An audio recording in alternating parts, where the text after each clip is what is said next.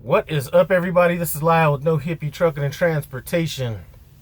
Still sitting here at the Denver yard. They're looking into getting me a load right now. Got a little picky on them. Said, you know what, if you could find something going east, that'd be preferred. So we'll see what they come up with. A while back I said that I was going to kind of talk about a few things in my life that kind of make me the way I am now. And this is going to be one of those stories. Now, hopefully this story can teach somebody so they don't have to go through what I went through. And if you happen to be kind of struggling financially, maybe this can give you some hope or something like that. So kind of let's get into it. So back in the late 90s, I got into personal and business banking, and did that for a few years. And then in the early 2000s, I actually went to work for one of the clients that I used to do business with when I was in banking. I happened to be at KeyBank at the time, and then I transitioned to a company called the Mortgage Company. And back in those days, we were making like a lot of money, boy. A ton of money. And one of the problems that happens with that, and I think it kind of happens in trucking a little bit, you start giving people some money that they're not used to having, and they go out and they think it's never going to end. And, just overspend, just no personal control or anything over finances whatsoever. Now, a few things kind of saved me, and we'll kind of get into that, but I really wasn't putting a lot of money on debt, but I was just spending money like it was never going to stop. So things were going so good, and this had to be around 2006. I think it was 2006. Things were going so good that I was like, you know what? Let me go ahead and start my own little deal. So there was a company that a lot of mortgage companies and individuals used to kind of run under their, let's call it authority, so you guys can kind of understand it. So let's just say that this big mortgage company had an authority, and then other companies and individuals would run under them. So that's kind of what the route was that I went. Now, since I was overspending money and all this kind of stuff, in general, when it came time for me to buy the stuff that I needed to get this kind of off the ground, I was going to have to go in debt to do it. So that meant, I had to buy this kind of expensive printer. I ended up selling that printer for about 50 cents on the dollar once this was all over with. But printer, a lot of the marketing we were doing back in the days was mail. So, a bunch of, like $500-$600 on stamps, and then, buying some of these mortgage leads, you're talking about $2,500, $3,000 on that. And you get the point. It was just, and then a whole bunch of other stuff that goes along with that maybe just not on the top of my head. So things were going fine for a little bit. And then all of a sudden I started kind of noticing a shift, and it kind of started happening really slowly. Like somebody would come and want to do a loan, and then I'd get an appraisal on their house, and then the value on the house, was kind of lower than what I expected. And then that's kind of when the red flag started going up. But almost in an instant, a lot of banks started going out of business. So I might have a loan with a client that's supposed to go to, forget the name of this bank.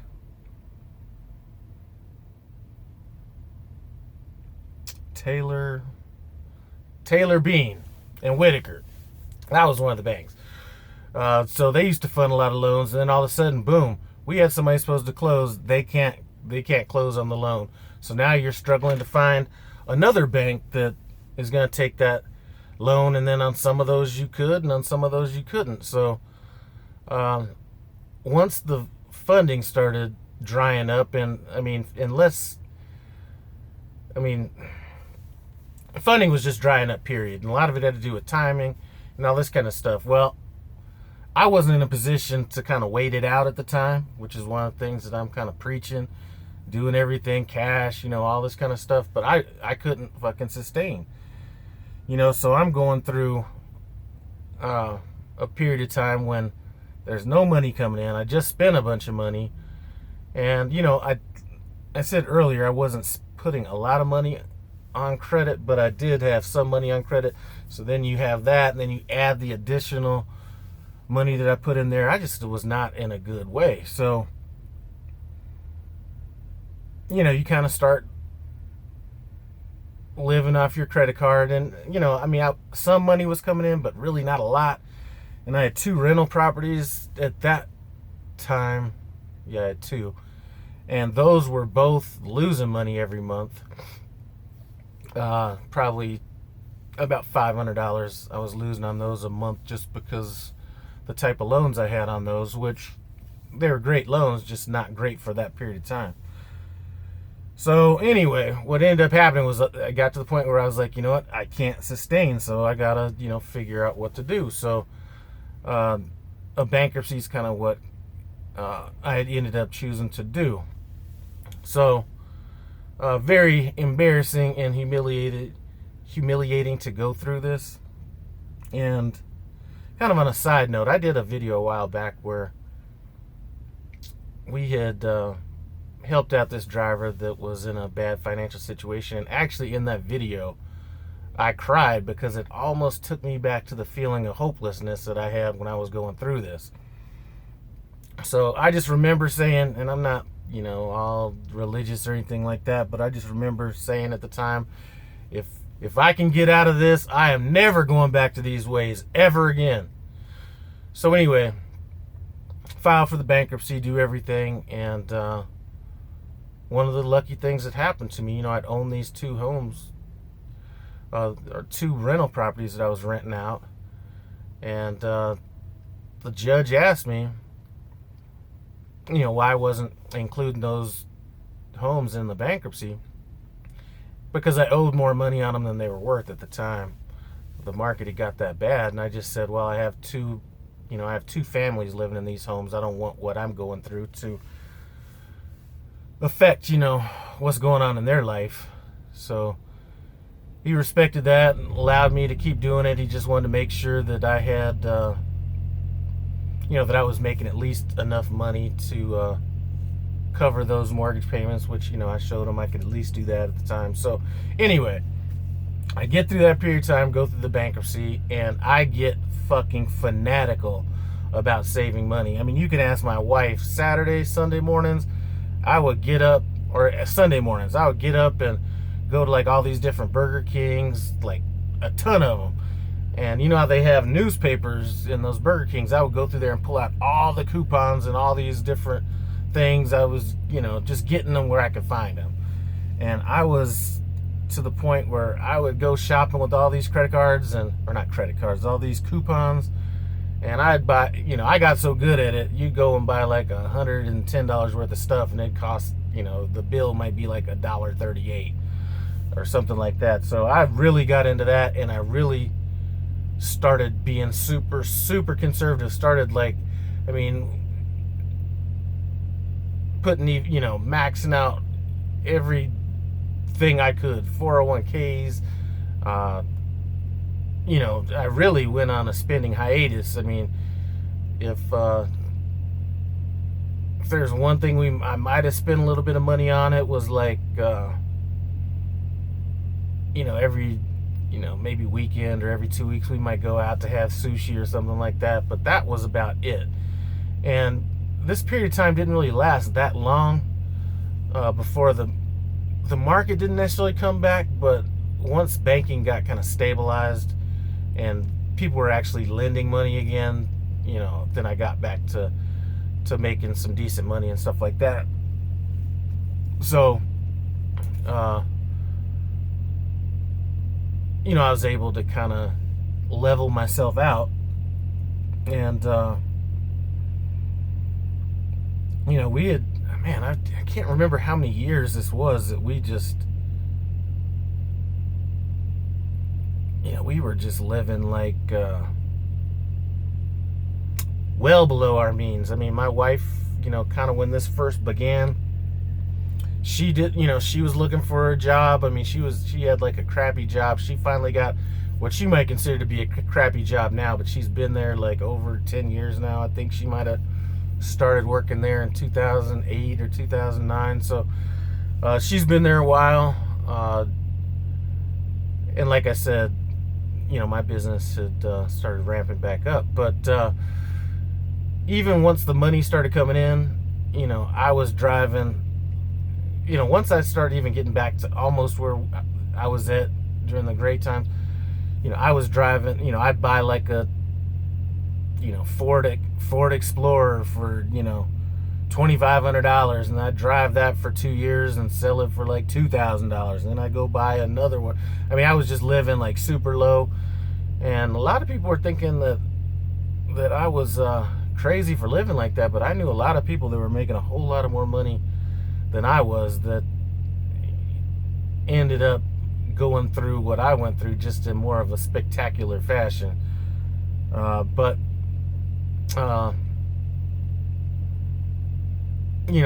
those two houses came back to save me. So around 2000, had to be 11, maybe late 2010, I noticed that the market started kind of creeping back up, and I had, like I said, I had got just enough credit to where my credit was back together. It was like somewhere in the mid 6s. Now it's all the way together. It might be like in the 800s at this point, but it was time to buy another house. Not because we needed it, but I was just like, man, the market's coming around. It's time to get back in. And another thing is, that saved me. Obviously, I did have a 401k, and then you don't necessarily have to throw 401ks or things like that into the bankruptcy, so I still had that. But ended up buying this house, and we stayed there for maybe, I think we bought it for $180,000 and ended up selling it maybe 2 or 3 years later for $335,000. And then moved into the house that we're in now, and that's a great house that we're in now. But that really, that mindset that I took on is what I'm kind of still carrying forward. I'm never going to get in that situation again. I was so scarred by that situation that when we paid off the house and got all that money, rather than doing what, a lot of people might do, which would be, a lot of people would just put it in the bank and then get on to spending it. I just felt like that feeling of being homeless was still on my back. So I think I owed about $112,000 on one of these properties, and I just went and paid that property off. And so I don't have to, as long as I keep up on the taxes, I won't ever be homeless. But it's that fear that makes me so conservative with what I do. It's had I not gone through that, like, had the market never got bad, things just kept on being good, and I kept making the money that I was making back then, I probably wouldn't be in the position I'm in now, because it took me going through that to really bring me down to earth and realize that this shit can get real, and it can get real ugly fast. So I was like consumed with just like watching all these different documentaries on like people dealing with bad financial situations. And there used to be a TV show that came on that was called Till Debt Do Us Part. I would watch that show every single time every single time it came on, and I just promised myself, like I said, I promised myself I was never going to go through that again. So when I'm talking like this, it's not like I'm talking from a position where I've never been in these bad situations. It's those bad situations that actually put me in a position where I said, you know what, I have to be able to go a year, 2 years, or however long without working. I need to be in that situation, and those are the times that built me for things like this, which is,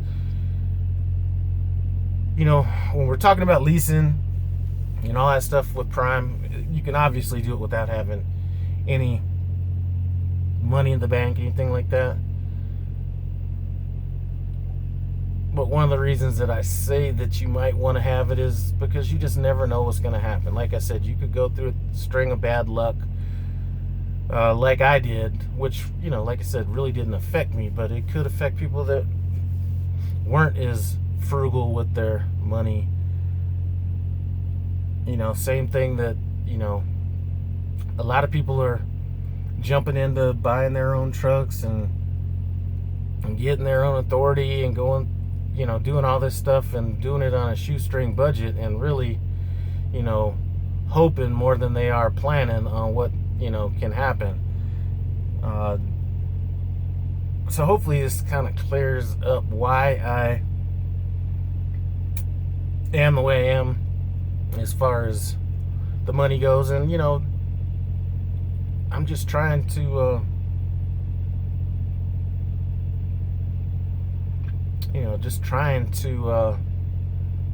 put this out there to maybe save somebody, or at least give somebody, whether they be a company driver going to lease or somebody trying to start their own authority, maybe you should think about things a little bit more before you jump into it. Maybe think about, do I have, 6 months, where, do I have enough money to live off of for 6 months if business goes bad?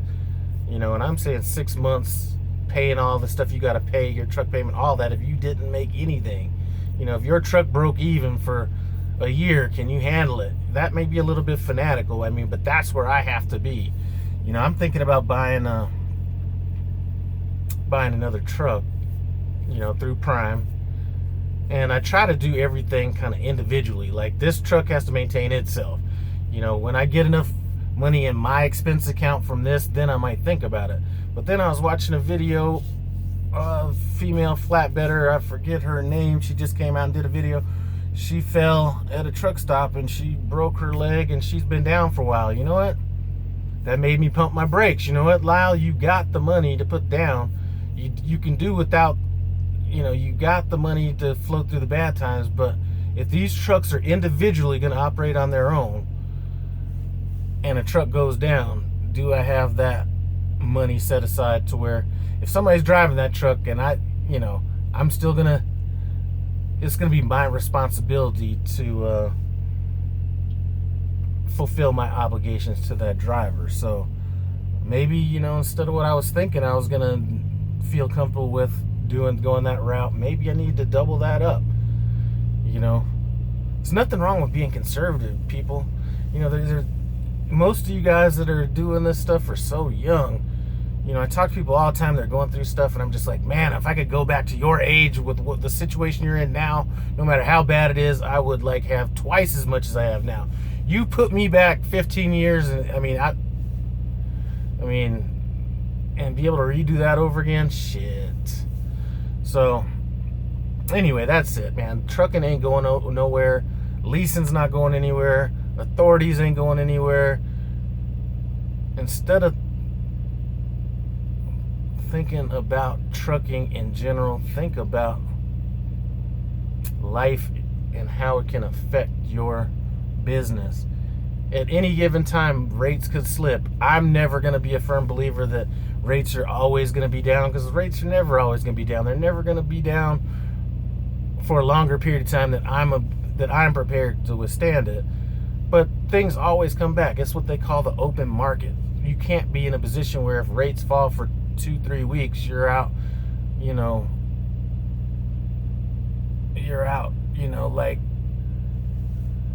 worrying about the situation. You have to build yourself to where you can withstand that. So anyway, that's why I am the way I am. That's why I'm as conservative as I am. Hopefully that explains it, and hopefully it explains it to some people that think that based on some of my videos, that I just haven't gone through anything. This is just one story. I got another story where I was so broke, in my earlier years, that I tried to feed a cat dog food, but we'll get to that in another video.